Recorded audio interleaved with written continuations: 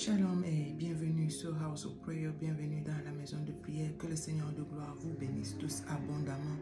Alors ce matin, j'ai une parole d'encouragement pour toi. Cette parole, elle est pour toi, elle est aussi pour moi.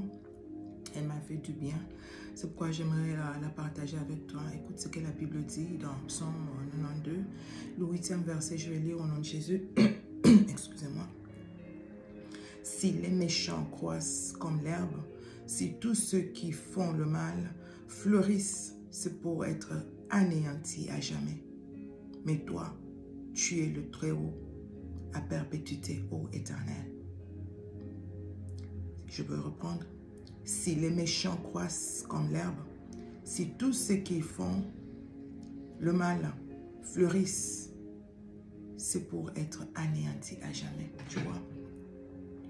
Des fois, tu as tellement envie de parler aussi. Tu as tellement envie qu'on t'entende aussi, qu'on t'écoute, que tu te défendes.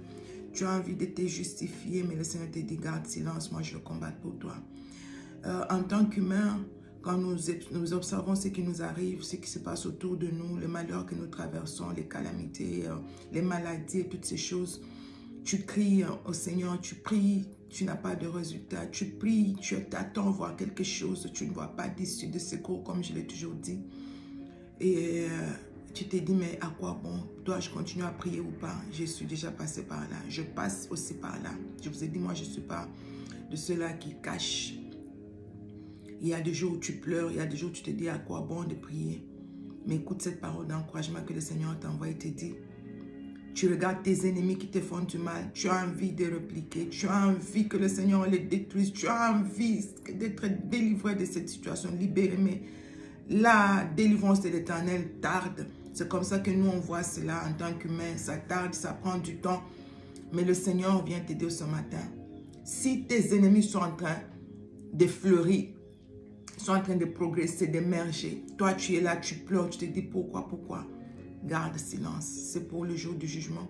Le jour du jugement de l'Éternel finira par arriver, comme je l'ai partagé ce matin. Dieu est juste et il est fidèle.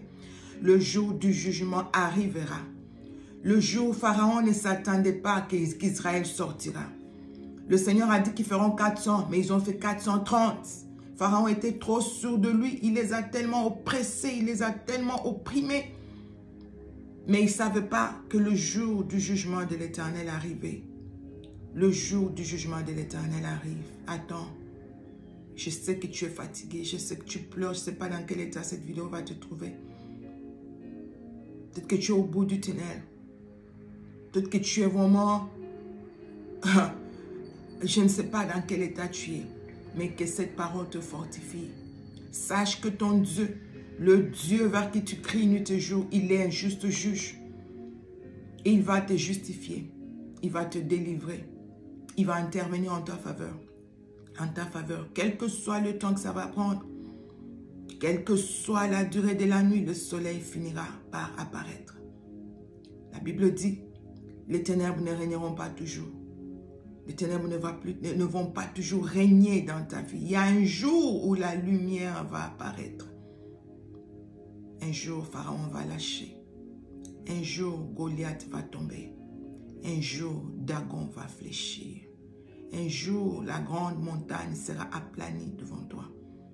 Et tu finiras par entrer dans la promesse de l'Éternel. Que le Seigneur de gloire vous console et vous fortifie. Shalom dans vos maisons.